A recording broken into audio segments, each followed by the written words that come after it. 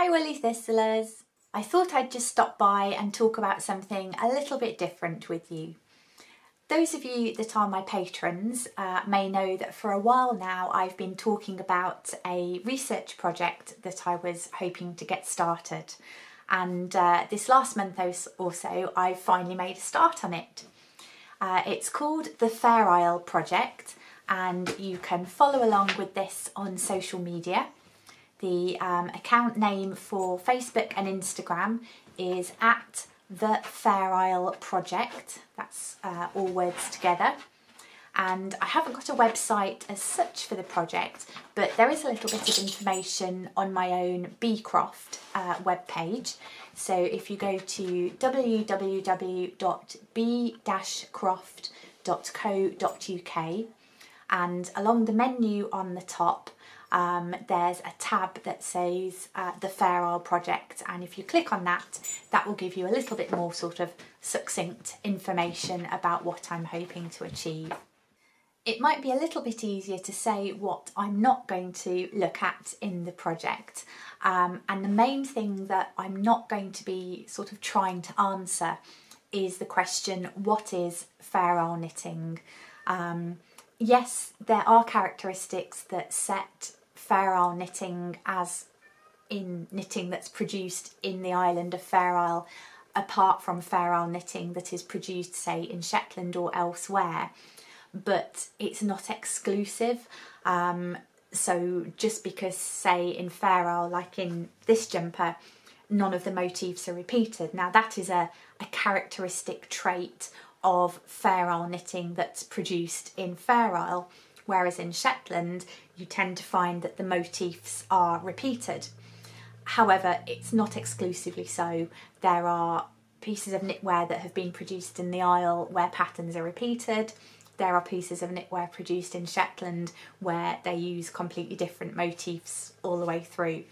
So that's kind of a can of worms that I'm not looking to get into as part of this project. What I am hoping to do is to collate a visual archive of images, so photographs essentially of items of clothing, accessories, any item of that sort of knitted item that has been knitted here in the island of Fair Isle. Now, we have items in our museum that date back to 1886. The National Museum of Scotland has several pieces which date back to the 1850s. So there's a long kind of history of items that I'm hoping to get access to. But there's still more I feel that I can achieve by reaching out to the general public. So what I am asking people really is, do you have any items of knitwear that you know, or either by sort of evidence such as a label in the back saying it was made in Fair Isle, or for which you have strong anecdotal evidence, so potentially oh, my aunt so-and-so knitted this and she lived in Fair Isle. So those are the kind of lines I'm going down. If you have anything that you think might be relevant, I would love to hear from you. It doesn't have to be a jumper, it doesn't have to be a garment as such. It could be an accessory such as a hat, scarf, mittens. It could even be something like an egg cosy or tea cosy, which were knitted here in about the 1950s and 1960s, was when they were most popular for the sort of tourist market.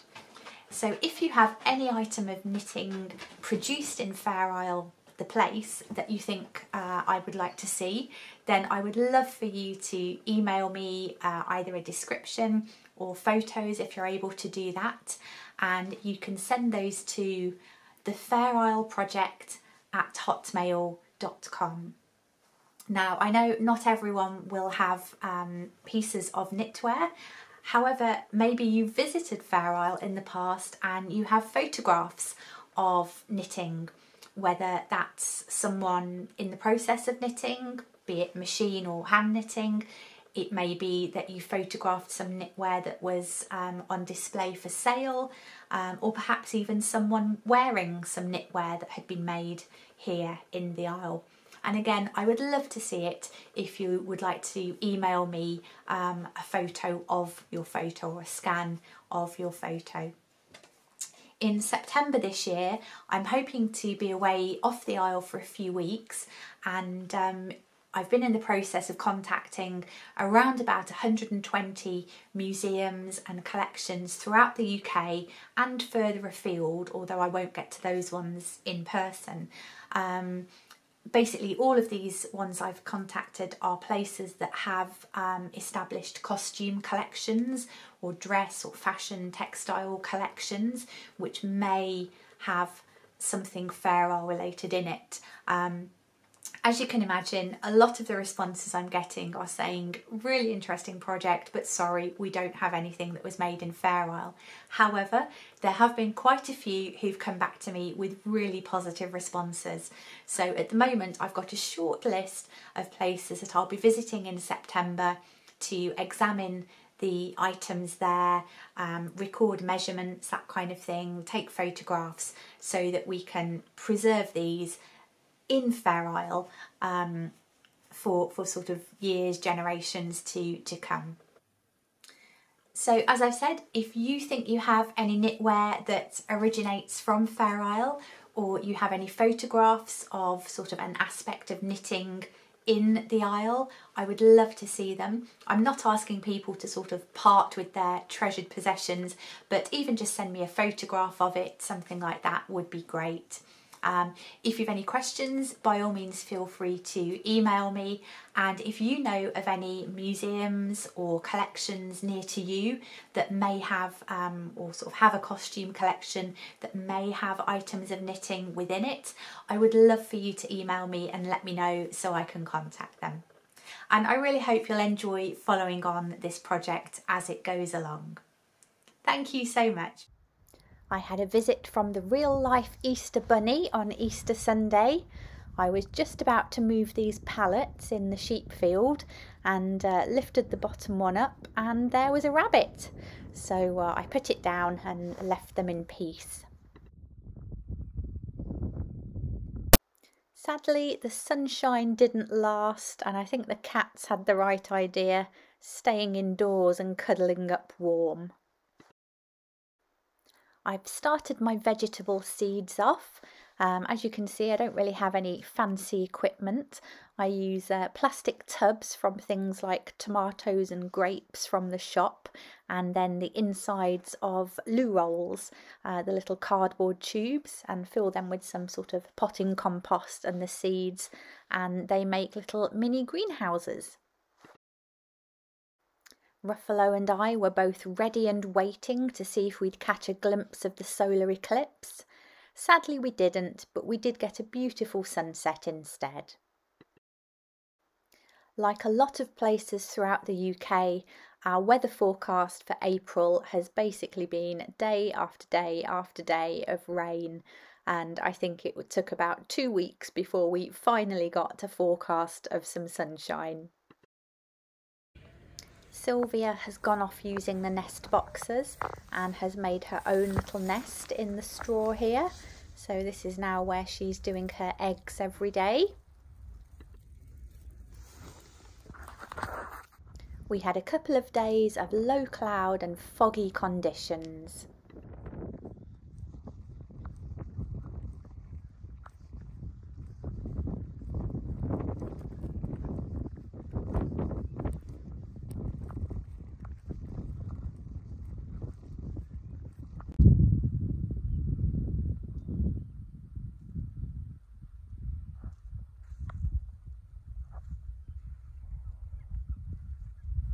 Luckily, it cleared in time for me to do my first hill rotor checks of the season.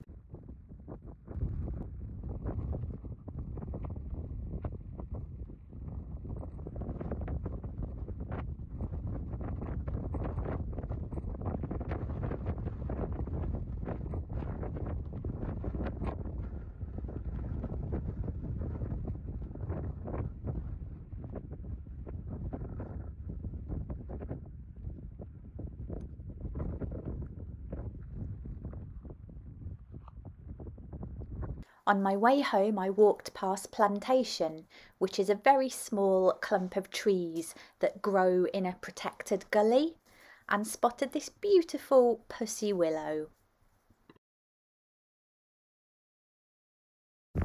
And look who else I spotted!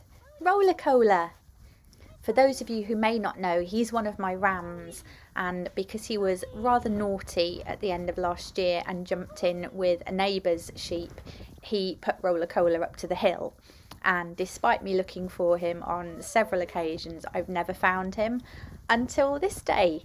And here he is. I was so happy to see him, and I'd brought some sheep nuts for him just in case I found him.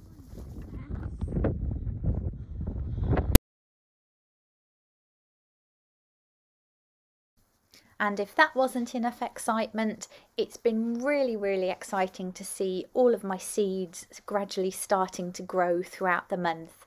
And just look at them now. Some have been potted on already, and some I'm needing to do pretty soon. But hopefully in the next couple of weeks we'll get some better weather and I can get them planted out into the garden. And just to give you an update on the rebuild of the Fair Isle Bird Observatory, which was scheduled to reopen later this year. Unfortunately, last month we received the sad news that the company responsible for building the OBS had gone into administration. What this has meant in practical terms is that all work has ceased on the building. All of the workmen, bar two, have left the Isle, and to be honest, we don't really know what the way forward is, but the OBS will not be in a position to open this year. Mercifully, the building was sort of fitted out to be windproof, weatherproof, watertight by Christmas last year, so it's just the interior that still is left to be fitted out. Two of the workmen, the foreman and another chap, have been employed independently by the Fair Isle Bird Obs Trust. They're going to continue doing bits of work on the building, but when it will actually be finished, what's going to happen, I don't know, but I will be sure to keep you updated. Bye for now.